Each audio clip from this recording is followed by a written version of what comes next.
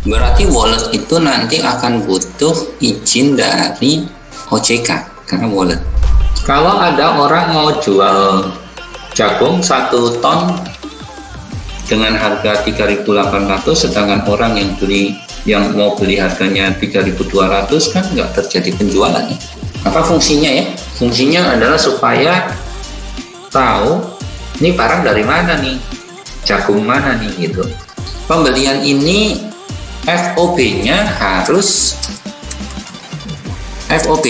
FOB penjual. Stream nomor 2 ini memang kalau di negara yang luasnya kayak gini, kepulauan lagi, ongkos kirimnya jadi mahal. Ini baru bisa diserahkan barangnya di November, ini tiap butuhnya instan. Konsepnya kita selama ini kan kalau mau jual harus punya barangnya dulu kan, ini enggak nih.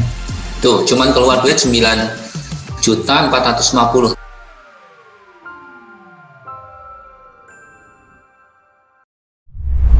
Selamat pagi rekan profesional, kembali lagi di 60 Minute Morning Brief bersama saya Yoga Indarto, acara yang akan memberikan Anda insight-insight menarik berhubungan dengan teknologi digital, bisnis, inspiratif maupun hal-hal yang sedang trending. Acara ini live di YouTube channel Yogasen_ID setiap pagi 7.30 sampai dengan 8.30. Acara ini bisa Anda saksikan juga rerunnya, maka jangan lupa untuk menyalakan tombol notifikasi setelah subscribe channel ini. Nah, hari ini kita masih lanjut bisnis model Canvas ya. Tunggu sebentar. Nah, kita akan lanjut ini, bisnis model Canvas. Buat Anda yang baru bergabung dan baru menonton acara ini adalah part ketiga. Ya, part ketiga dari penyusunan bisnis model Canvas. Oke. Sebenarnya hari itu materinya adalah apa sih bisnis model Canvas dan apa fungsinya buat bisnis Anda, tapi saya memilih untuk langsung ngasih contoh aja ya, sambil berpikir keras tentunya ngasih contohnya. Oke, saya ngambil contoh, saya bikin sebuah startup ya, platform namanya Allfarm, di mana Allfarm ini konsumennya adalah produsen, petani, peternak, nelayan ya, karena Indonesia adalah negara agraris ya, agraris dan kepulauan ya. Jadi customer segmennya adalah produsen, yaitu petani, peternak, nelayan yang sedang panen. Kemudian dia selain produsen juga pengusaha ya. Di sini kita ganti aja kata-katanya jadi pengusaha. Mikro, kecil, menengah, besar yang butuh hasil panen. Produsen yang sedang mulai produksi dalam kurung dan dapat memprediksi hasil panennya. Bukan memprediksi, kalau prediksi itu kan, prediksi bahasa Inggrisnya apa ya? Prediction ya. Nah, kalau forecast itu bahasa Inggrisnya kan perkiraan ya, memperkirakan. Makanya kalau weather forecast itu bukan prediksi cuaca tapi perkiraan cuaca, benar ya. Jadi bukan prediction tapi forecast. Dapat memperkirakan, memperkirakan hasil panennya. Benar.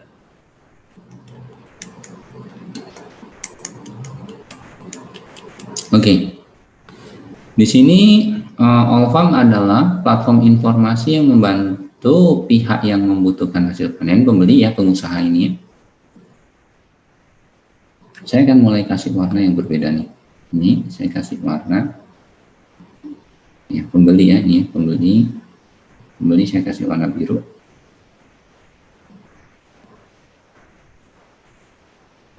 Ini saya kasih warna putih biar kebaca dengan jelas. Wah, nggak enak bacanya.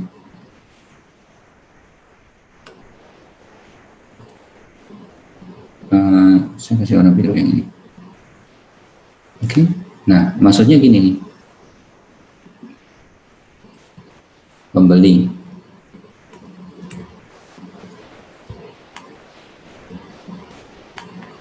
membantu pengusaha ya. Nah, pengusaha yang membutuhkan hasil panen inilah yang warnanya biru barusan yang saya ubah warnanya itu. Nah gini, nah gitu maksudnya. Kok dia nggak mau?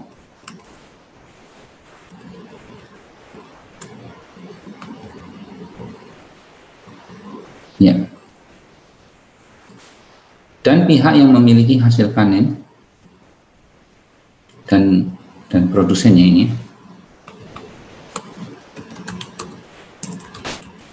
produsennya saya kasih warna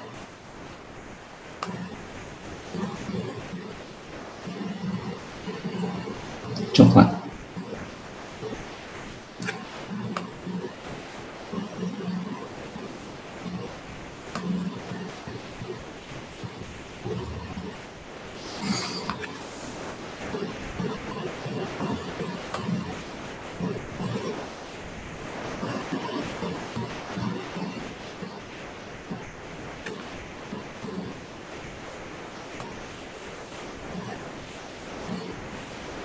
Nah gitu penjelasannya. Jadi all farmnya saya kasih warna hijau.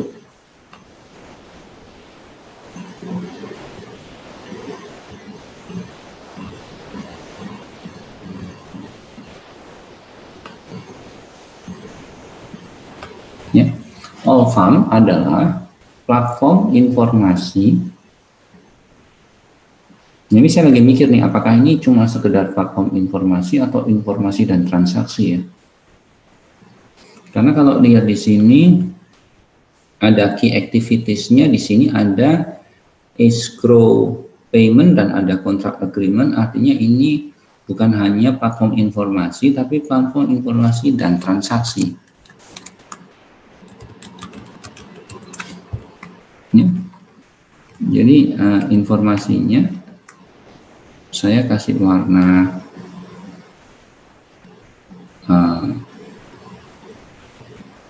abu-abu ini, karena transaksi di sini escrow payment itu ini sudah berhubungan dengan transaksi ini. Jadi kan kita harus sambungin satu persatu nih. Kenapa? Karena di dalam revenue streamnya ini model revenue stream yang mau di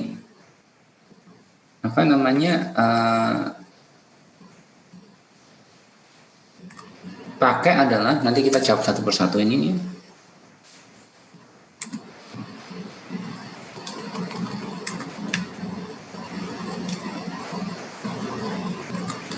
Okay, for what value our customer really willing to pay transaction.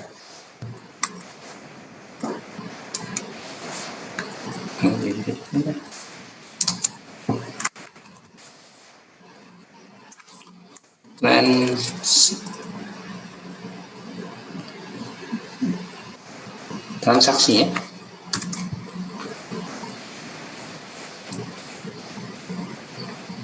Jadi dia akan jadi transaction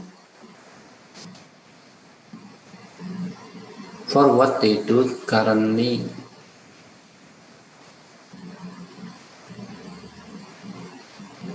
For what value transaksi, terjadinya transaksi ya. Jadi ini transaction based revenue. Karena kalau service based revenue nggak ada transaksi pun orang yang pakai all farm disuruh bayar, mana mau ya. Nah ini kan belum ada nih for what they do What do they currently pay belum ada, how they currently paying belum ada, how would they prefer to pay.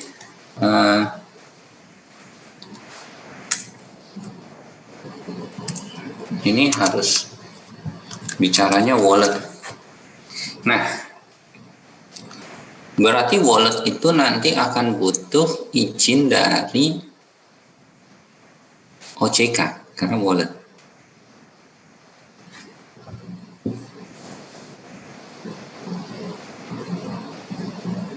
Ya, GoPay itu kan walletnya.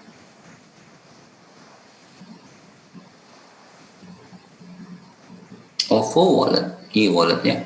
GoPay e-wallet, OVO e-wallet, Dana itu e-wallet. Coba saya cek dulu.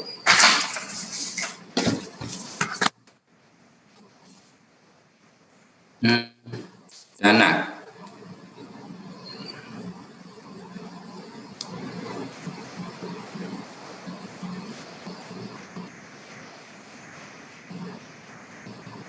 The digital wallet for you, betul. Dana itu e-wallet. Berarti how would they prefer to pay? Wallet. Nggak tahu ini ribet nggak kalau harus izin sama OJK ya. Karena kalau pakai third party payment,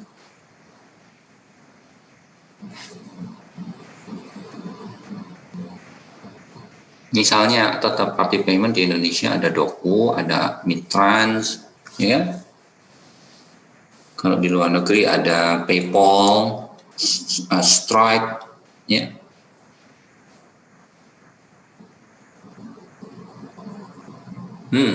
Menarik nih. Kalau wallet mereka akan transfer dana dulu ke dalam walletnya kita, uangnya disimpan dalam walletnya kita.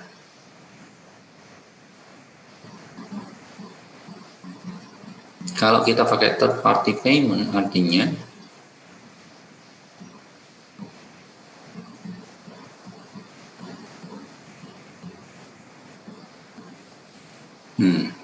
third party payment artinya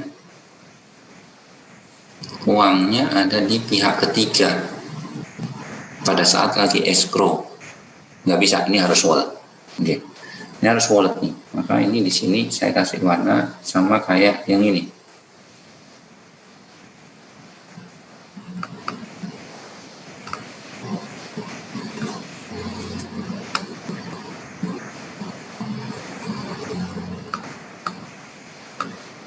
Ini harus e-wallet gitu ya.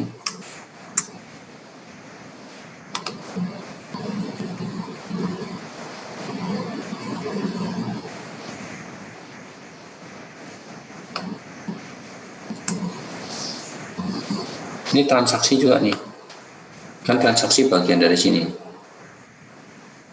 ya.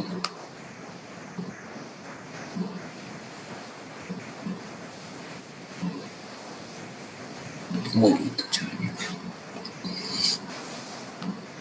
How much does each revenue stream contribute to overall revenues? Almost everything lah. Apalagi yang bisa dicas?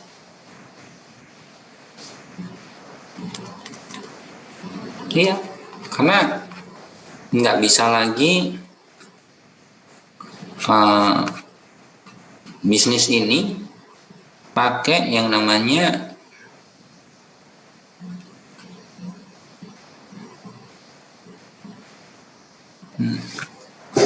ini brokerage fee bukan ya?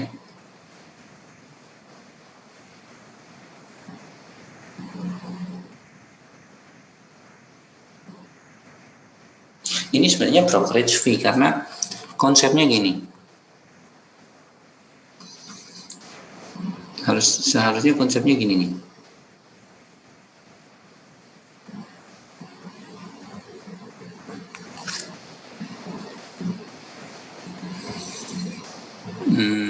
Let's say ya. Nggak tahu ini cukup nggak.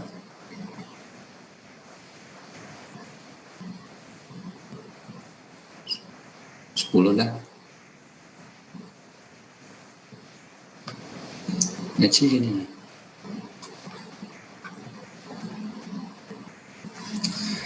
yang warna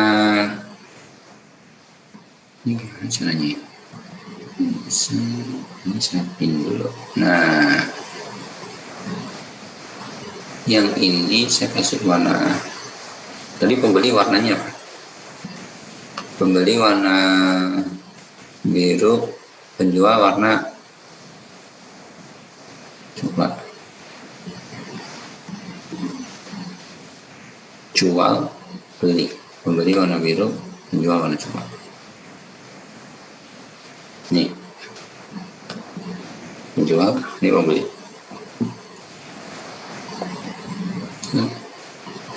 Berarti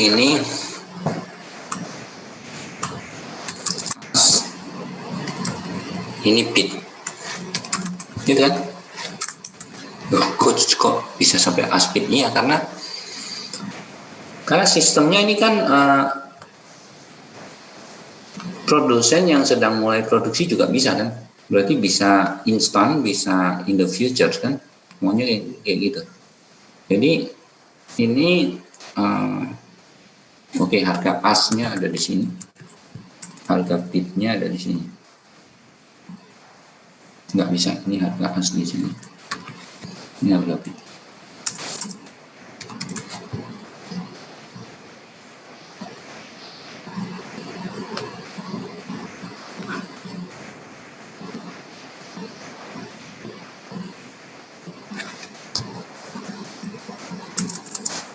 Tentunya ini untuk satu jenis barang. Berarti saya harus taruh di sini makanan favorit saya adalah jagung. Di sini jagung ya. Di sini jagung.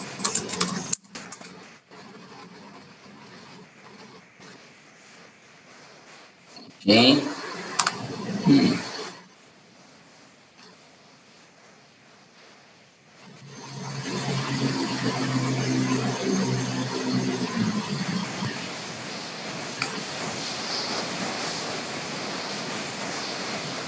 Di sini lagi satuan unitnya.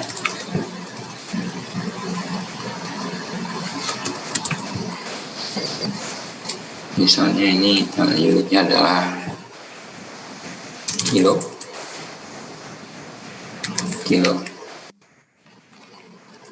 Di sini saya nggak tahu harga jagung berapa. Sekarang kita cek harga jagung berapa.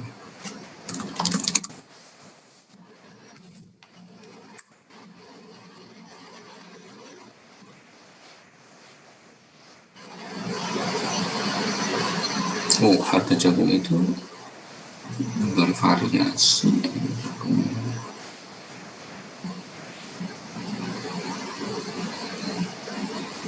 3.800. Ini dia nih. Harga jagung melorot, ini penyebabnya. Ya. Panen pelukan harga jagung merosot tanggal 30 Juli. Harga jagung di Lamso itu mana sih? Lampung Selatan itu kan? Ya.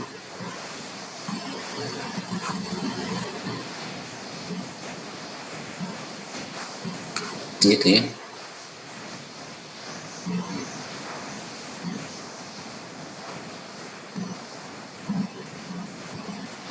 Harga jagung dijualnya harga 3.800. Ya. Tapi ada orang mau belinya di harga 3.200. Gitu kan? Ini jagung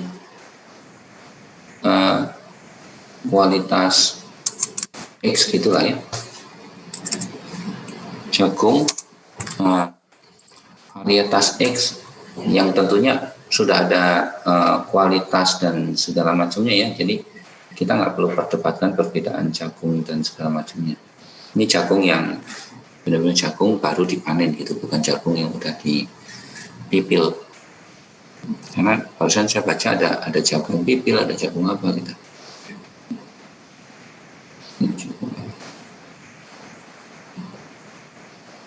Dalam regulasi tersebut, harga acuan di tingkat petani adalah 3.150. Berarti ya memang dia jualnya ketinggian nih. Ini yang mau beli ya, harga acuannya 3.150, dia mau belinya 3.200, udah oke sebenarnya. Ya.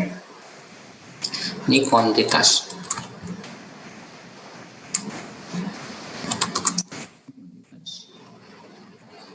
Berarti ini kuantitas itu maksudnya tersedia 1.000 dari 1 ton, dia cuma butuh misalnya 200 kilo ya, 2 kintal. Berarti ini penjualnya ya.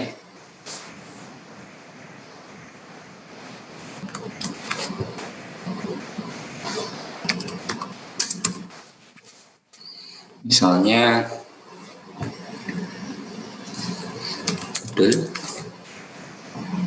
di sini Tokyo. Coach itu selalu ngasih namanya bedul sama Tokyo. 2 orang favorit saya. Ini berarti time. Waktu penawarannya maksudnya, gitu ya. Misalnya 2309. Tentunya ini nanti akan detail sampai ke detiknya ya. 2209.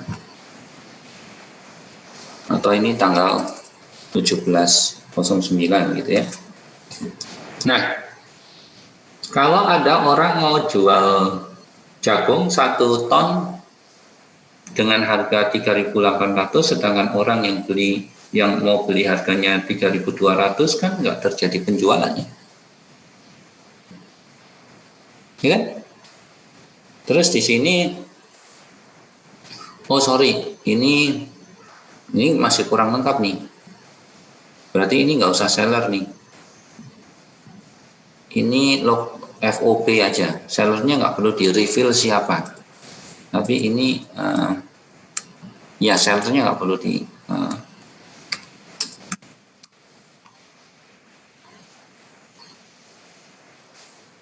ya. Berarti ini listing ID gitu ya. Di sini juga jangan time lah ya, time nanti bisa lah ya, bisa kita bikin lagi, tapi yang penting ini list ID. Jadi ini FOB-nya Lampung Selatan. Sedangkan ini apa namanya,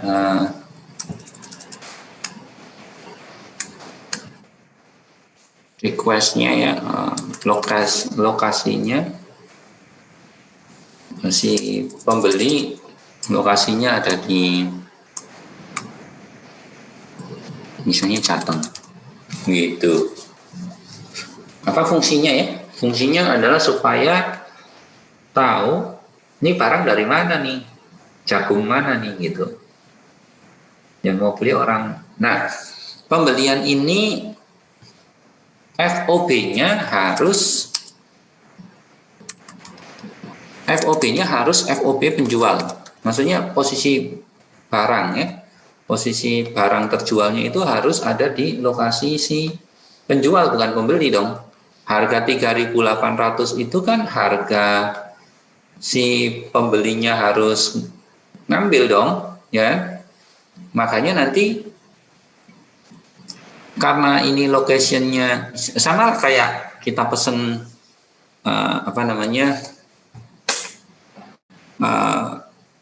makanan di ojek online, kan harga barang yang tertera kan adalah harga di lokasi penjual kan, makanya kita harus nambah ongkos kirim supaya barangnya nyampe di tempat kita, makanannya gitu. Di marketplace kan juga kayak gitu, harga yang tertera di marketplace kan harga di lokasinya si penjual, makanya kita harus nambah ongkir gitu. Nah, ini permasalahan ongkir inilah yang selama ini di Indonesia ini masih sulit solusinya. Kenapa? Karena stream nomor 2 ini memang kalau di negara yang luasnya kayak gini, kepulauan lagi, ongkos kirimnya jadi mahal. Makanya banyak orang sekarang sudah bukan lagi perang harga barang ya, tapi sudah di perang harga atau perang ongkos kirim, perang cashback, dan perang voucher supaya mensubsidi ongkos kirimnya gitu kan. Ini list ID-nya misalnya gitu lah ya.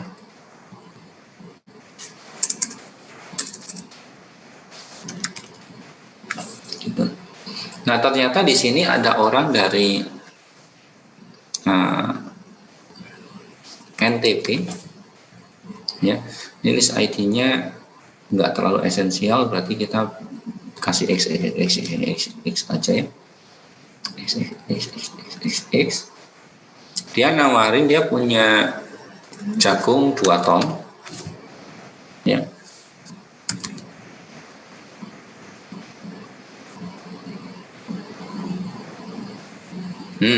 Daripada ini list ID, mendingan ini diganti jadi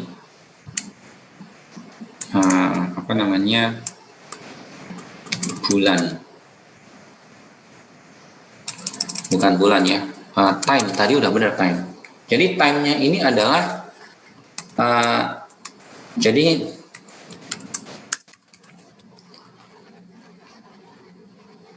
ini futures time ya. Jadi saya tulisnya gini, futures time jual ya, futures time provide. Kemudian ini futures time request. Maksudnya gimana? Ini adalah harga untuk bulan Oktober 2020. Ini request time-nya sebenarnya udah sekarang juga nih, instan. Udah mau beli instan saat ini juga 200 kilo, bidnya cuma 3.200 lagi. Yang ini dia akan panen di bulan November 2020. Yang ini dia butuh di bulan Oktober 2020. Yang ini dia nawarin harga 3.600 di NTP. Terus ada orang lagi di lokasinya di DKI Jakarta. Dia butuh 1 ton. Dia berani bid 3.250 gitu.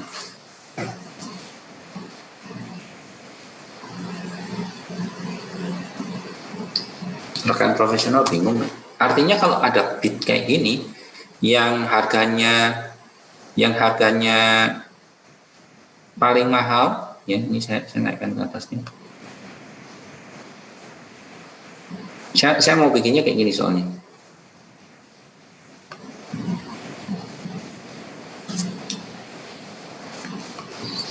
Artinya akan gini nih. Berarti dari sini perubahannya kayak gini nih.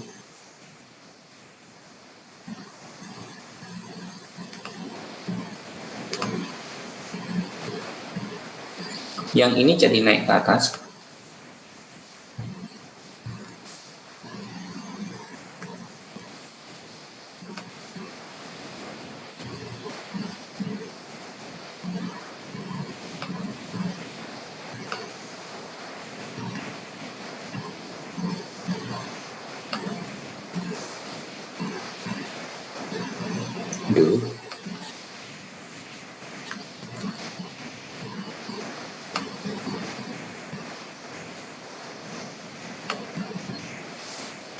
Gitu kan?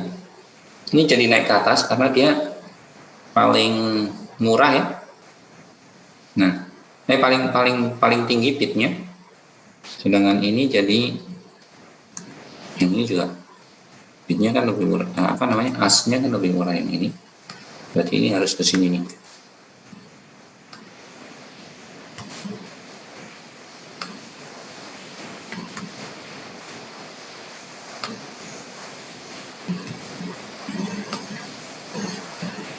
Gitu. Gitopedia.com, inget gak? Udah saya beli loh, udah nyala loh Gitopedia.com nih. Saya kasih buktinya nih. Gitopedia.com nih udah nyala. Gitopedia.com tuh. Gitu. Nah, ini udah udah punya saya ya. Gitopedia.com. Udah ini belum? Ya. Udah nyala belum ininya?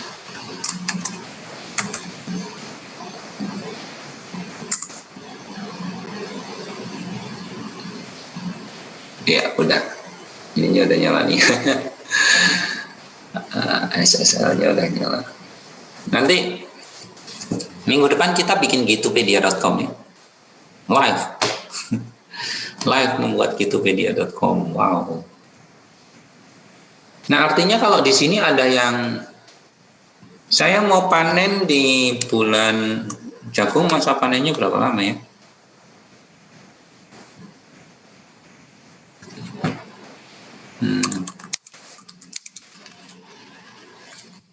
Panen jagung berapa bulan?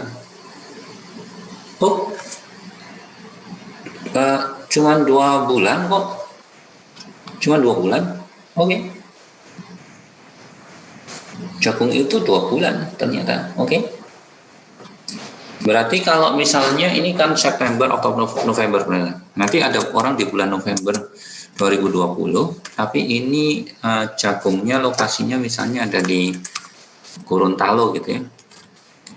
Nggak tahu Gorontalo itu penghasil jagung atau bukan. Ada kuantiti 5 ton.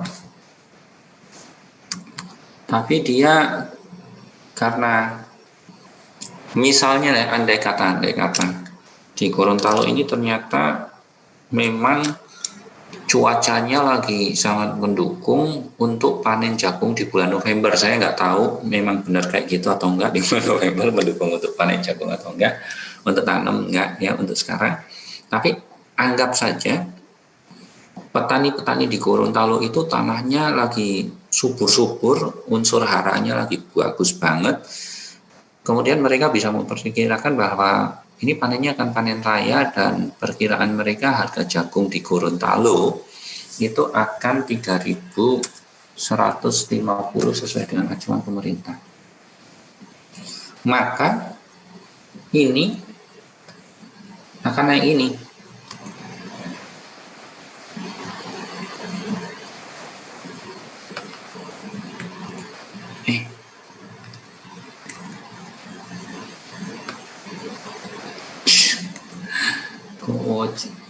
Itu lah kalau ini. Berarti ini saya harus pindahin ke sini. Nih, yang ini naik ke sini.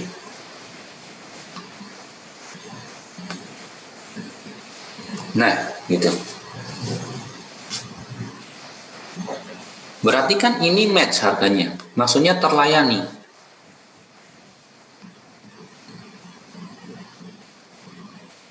Harga ini kan terlayani ya.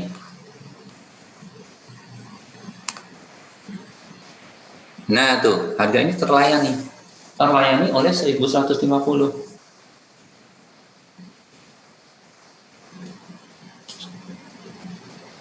Pertanyaannya, harga yang dipakai adalah harga,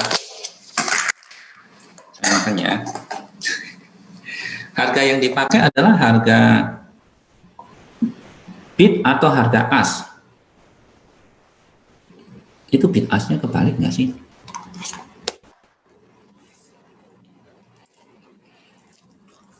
Daripada kebalik, kita ganti aja.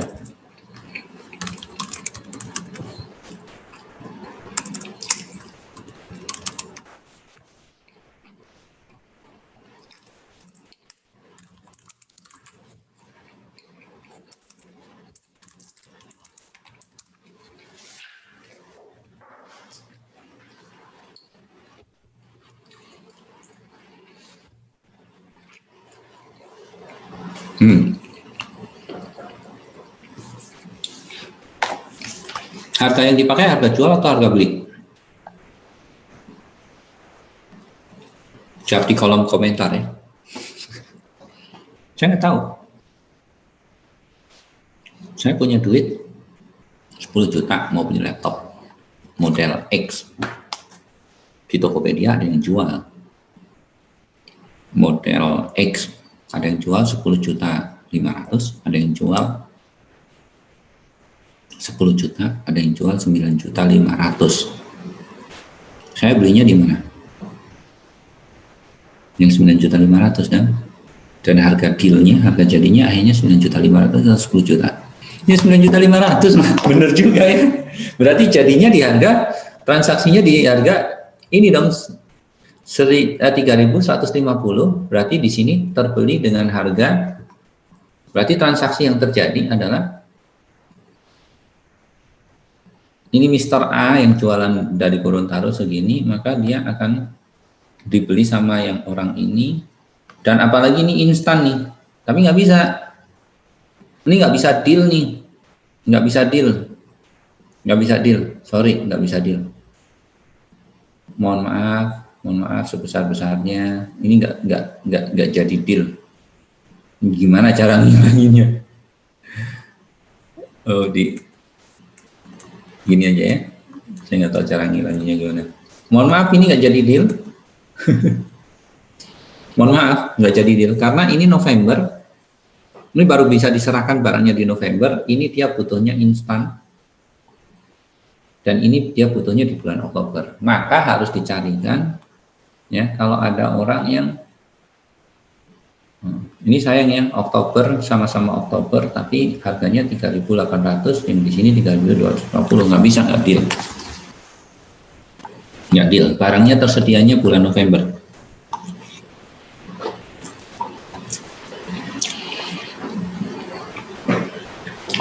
Inilah yang disebut sebagai perdagangan dua arah.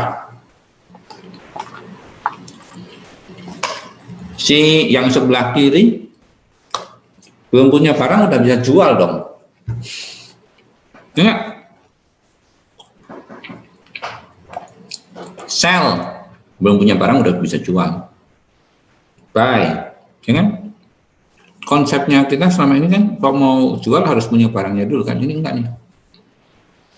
Belum punya barang udah bisa jual karena barangnya akan diserahkan di kemudian hari setelah panen. Nah, ini dia perdagangan berjangka definisi sebenarnya. Mungkin gitu ya. Mohon maaf Bapak-bapak kopi dan bursa kalau saya salah. Kalau salah tolong dikoreksi. Tapi itu yang saya pelajarin, saya sepertinya betul. Bentar.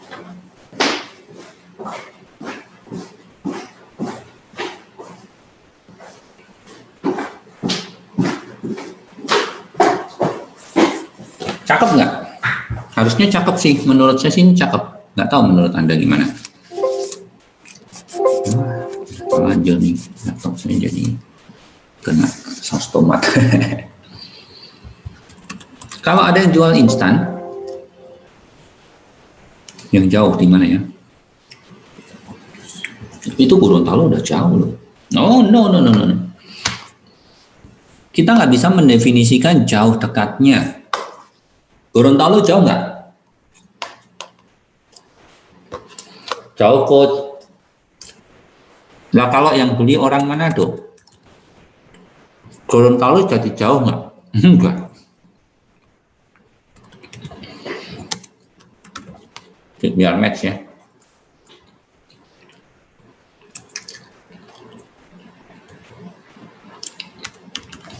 Ya, ini orang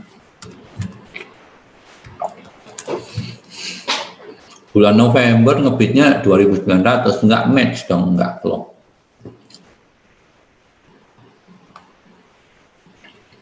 Masuk sini. Ini ada yang jual instan. Maksudnya instan itu saat ini juga gitu ya.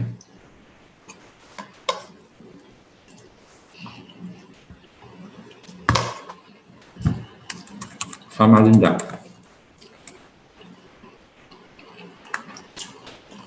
Oh, ini kan semuanya dari provinsi, kok berubah jadi kota tiba-tiba. Kaltim, Sulut,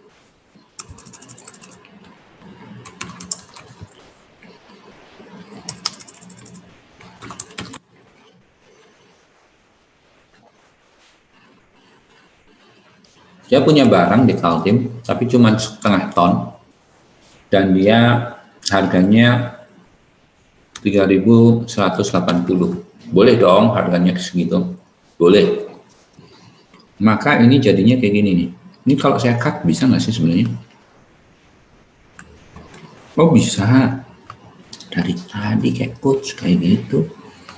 Bikin repot sampean. Nah ini pas banget nih. Ini match nih.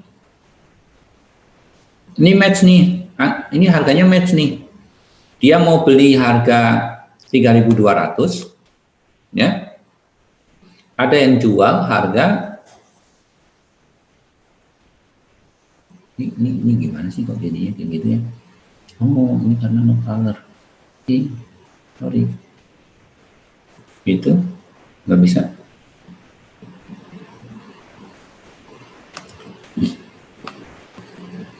Nah, gini aja deh.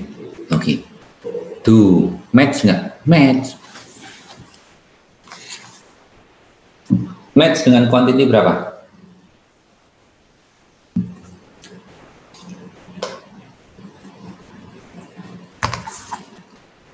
$200 bukan 500 kilo. Jadi kalau harga acuannya adalah penjual, kalau jumlah acuannya adalah pembeli, ya dong. Orang dia mau belinya cuma 200, masa dipaksa belinya 500? Sabar-sabar pemirsa, jangan pegel ya saya kayak gini. Yang penting pemahaman kita jadi oke nih.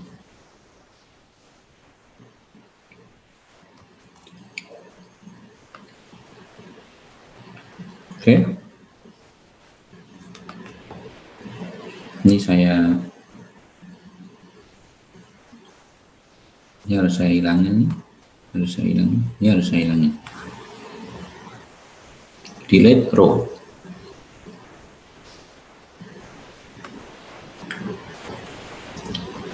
Delete row. Oke. Berarti terjadi deal di harga 3.180, tapi kuantitinya 200 kilo. Gitu kan? Cocok kan? Match kan?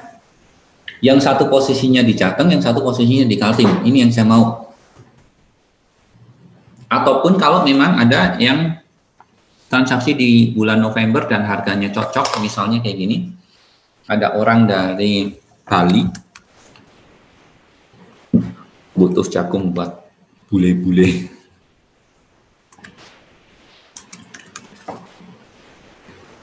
Ya, dia bidnya di harga 3.350 karena dia tadinya nggak tahu harganya berapa. Ini kuantitasnya dia butuh 3 ton, gitu kan? Berarti kan di sini ada harga 3.300. Sorry, salah. Ini harus saya turun ke bawah dulu.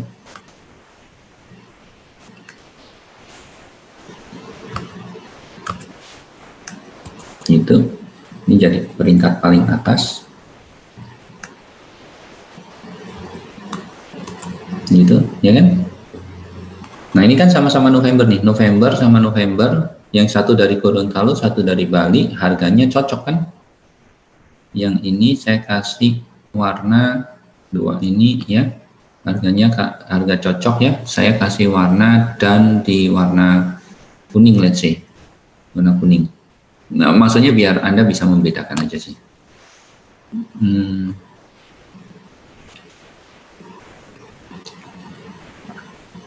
Oke, berarti dia terjual dari Gorontalo.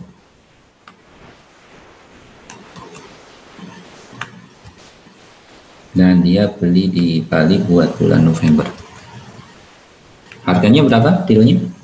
Berarti harga dealnya di 3.150, dia hemat 200, tapi di sini 3.000 ya gitu. Kuantitinya 3 ton ya. Gitu. Kalau kuantiti akan selalu ngikutin si pembeli, kalau harga ngikutin si penjual. Gitu. Wikipedia.com, Wikipedia.com. Salah. Gitu. Nah, revenue kita dari transaksi yang ini. Ini transaksinya berapa nih? Kalau 200 kilo dikali 1000, 3180. Oh, nah ini dia. Ini ada spreadnya nih. Itu dia fee transaksi kita di situ.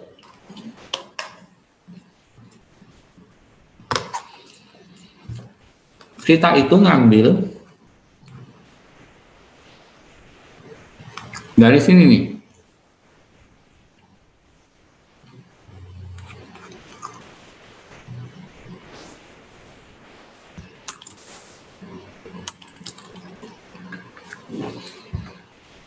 Misalkan 1%, 1%, 1%, 1%,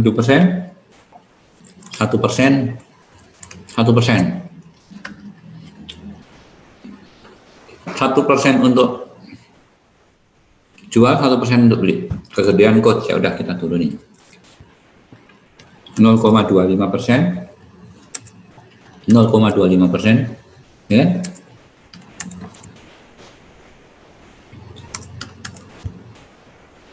Kenapa fee kanan sama kiri dibedain coach? Maksudnya gini, bisa aja, ini saya rubah jadi November gitu ya, biar nggak nembus ke bawah. Bisa aja fee-nya yang untuk beli lebih mahal, atau fee-nya yang untuk jual lebih mahal. Tergantung dari lokasi. Nah, rekan profesional, tadi kan si orang ini mau beli harga 3.350 kali 3 juta. Berapa tuh?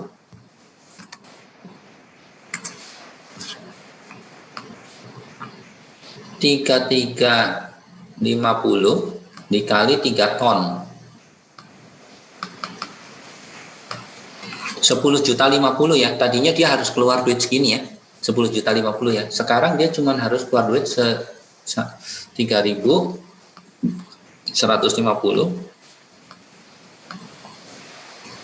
kali 3 ton. Tuh, cuman keluar duit 9 juta 450. Tadi berapa? Harusnya keluar duitnya 10 juta 50 tadi. 10 juta 50 atau 10 juta 500? 10 juta 50. Ya, 10 juta 50 tadi dia harus keluar. Ada selisih duit 600.000 tuh. Nah, 600.000-nya inilah, 600.000 inilah yang bisa dipakai untuk ongkos kirim. Tuh.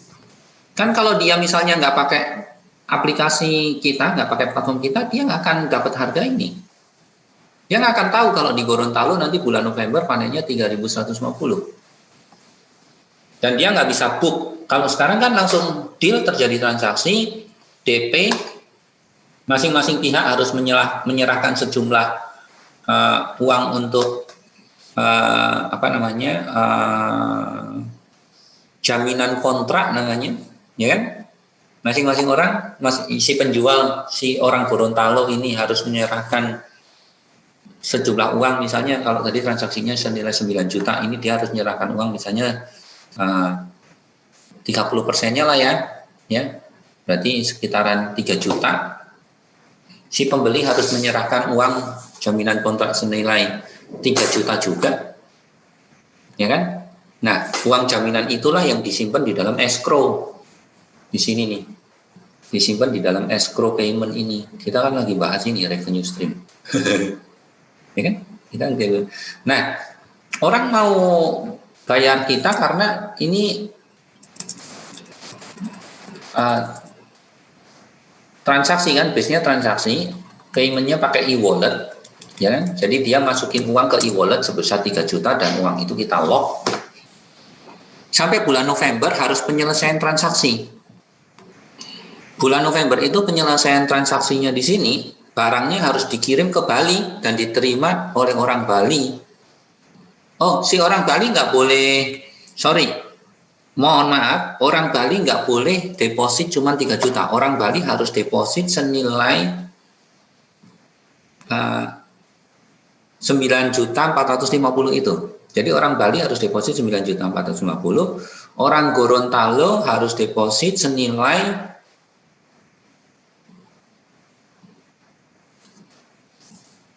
nilai depositnya yang orang Gorontalo ini yang perlu kita pikirin berapa persen.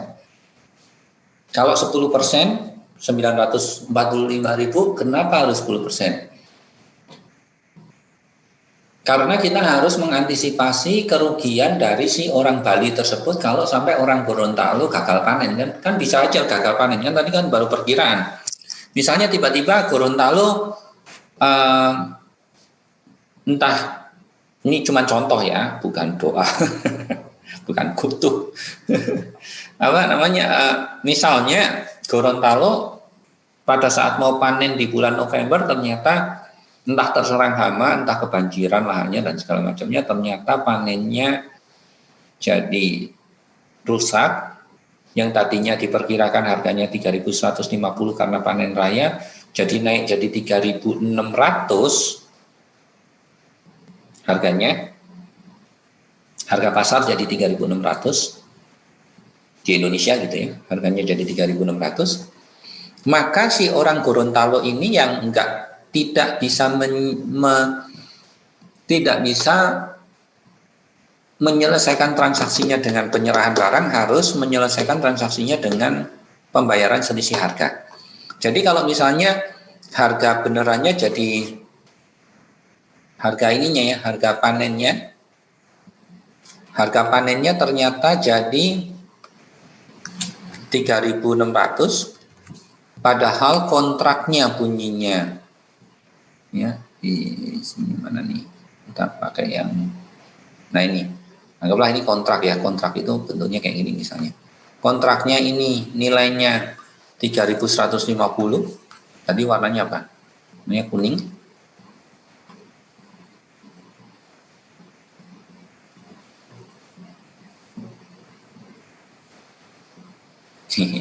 Nggak ada warna kuningnya kayak gitu,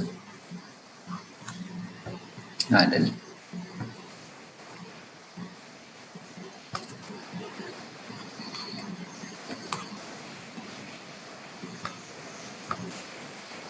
Pegel nggak sih lihat? Ya, jadi ini harga kontraknya 3.150. Ternyata harga saat ini 3.600 dan orang Gorontalo nggak bisa menyerahkan jagungnya, maka ada selisih 3.600 dikurangin 3.150. Berarti 3.600 dikurangin 3.150, selisihnya segini, 450.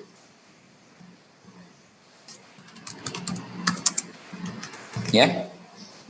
Dikali 3.000 kilo kan, 3 ton kan, berarti si orang Gorontalo ini harus mengganti ketidakmampuan dia menyelesaikan transaksi dengan penyerahan barang dengan selisih harga pasar, yaitu 1.350. Tuh, 1.350 gitu. Kenapa kok orang Gorontalonya justru harus membayar ganti rugi 1.350? Karena sekarang harga jagung di pasaran 3.600 dan orang Bali ini bulan November tetap butuh 3 ton jagungnya untuk usahanya dia. Nah, di sini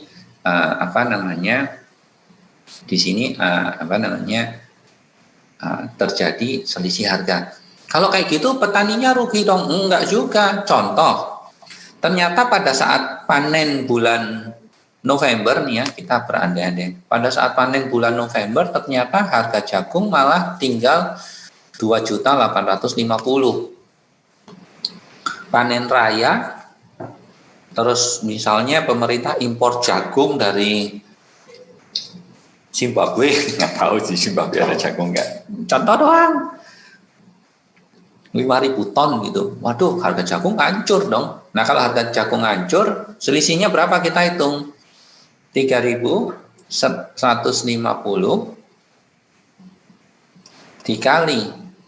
dikurangin 2.850 berarti selisih 300.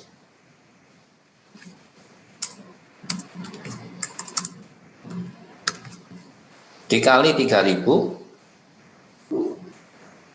hasilnya harusnya 900.000. Ya, 900.000. Berarti petani itu dapat untung 900.000. Dari mana?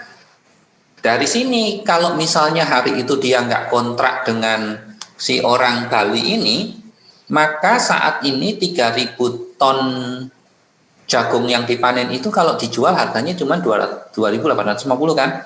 Tapi karena sudah kontrak, maka penyerahan barangnya itu diserahkan dengan nilai aktual 2.850,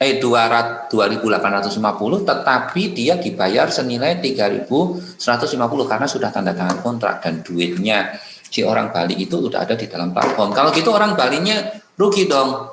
Nah, inilah yang namanya ketidakpastian harga di pasar. Jadi yang untung siapa, yang rugi yang siapa? Tergantung. Untung sama ruginya mau dipandang dari sudut pandang, mau dilihat dari sudut pandang yang mana, persepsinya yang mana gitu. Anda sebagai pebisnis yang tanam jagung atau yang butuh jagung, kalau ngelihat hal ini, pakai nggak? Pakai. Kenapa? Karena ada kepastian.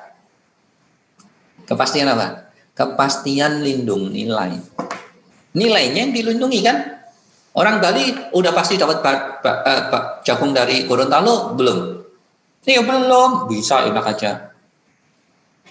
Pasti enak aja. Enggak, belum pasti. Kenapa? Bisa jadi panennya gagal tadi kan, tapi dia dapat kepastian bahwa ketika harga jagungnya jadi 3.600, dia dapat kompensasi 1.350 ini untuk membeli jagung, sehingga dia beli jagung di pasar tetap 3.100 gitu. Nah, si petaninya dapat kepastiannya apa? Si petaninya dapat kepastian ketika harga jagungnya jatuh, si orang Bali tetap membayar dengan harga 3.150 karena transaksinya sudah deal di saat ini, di bulan September, gitu ya. Nah, ini berarti pakai transaksi fee, oke. Ini nggak usah nih. Ini nggak usah. Revenue streamnya berarti transaksi komisi transaksi ya. Transaction based revenue ini. Kemudian duitnya disimpan di e-wallet yang tentunya menimbulkan bunga bank.